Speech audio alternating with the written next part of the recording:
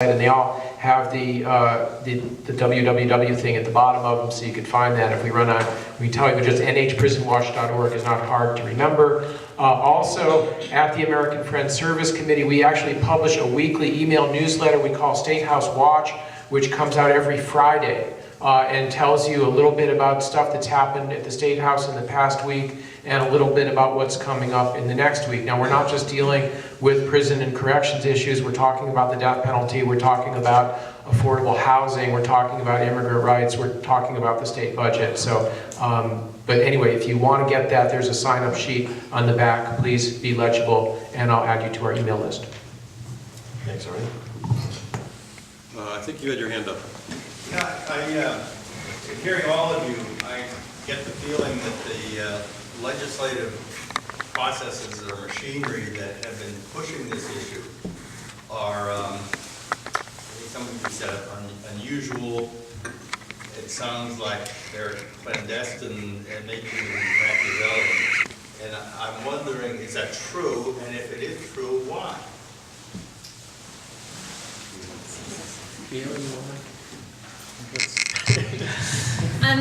She's been following the legislature on this stuff a long time. Well, for some people, Machiavellian is probably a good description, but this process is unusual in that what is being attempted is to try to do massive public policy change through a contracting process. And the contracting process is just done by a department of the state, the Department of Administrative Services, which administers contracts and puts out requests for proposals for contracts, is not an arena and that the public typically monitors or knows what's going on or has an opportunity to have a say. And so this is what makes it really unusual.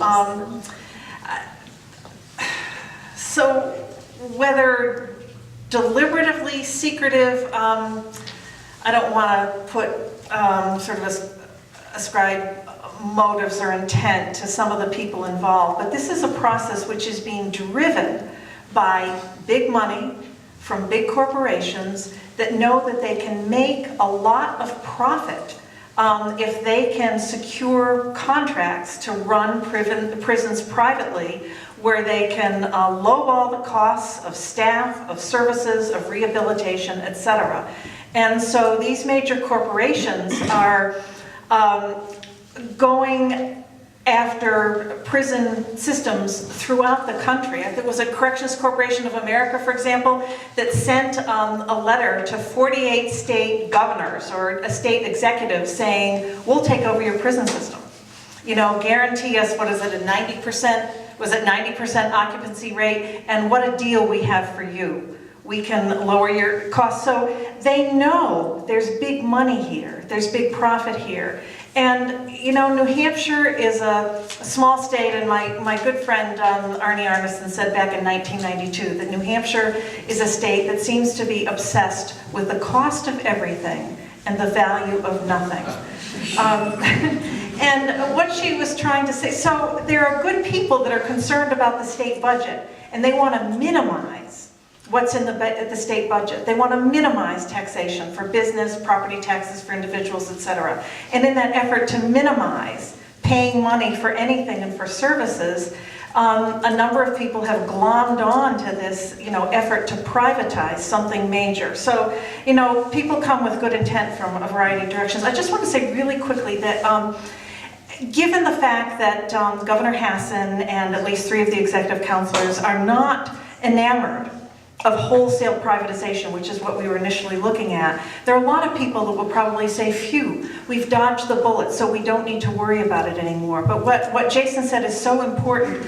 Getting started with just building a prison to lease it back to the state kind of reminds me of, you know, the camel's nose under the tent. It's only the beginning. A pure lease back, building a prison and just letting the state operate it is not going to make this private corporation very much money.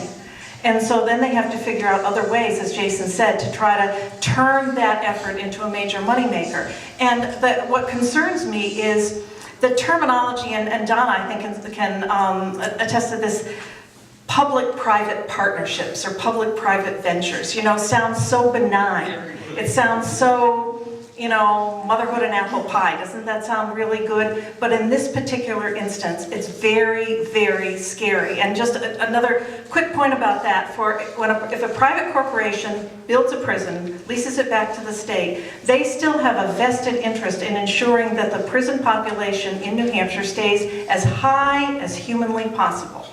And so one of the things that these private corporations that are building prisons have also been an active presence in states across the country, pushing legislation, 3 strikes and you're out, or other legislation that will ensure that more people get into prison. So this public-private venture business is as frightening as the other proposals, and I don't think any of us should sit and rest, given that we've dodged the big bullet.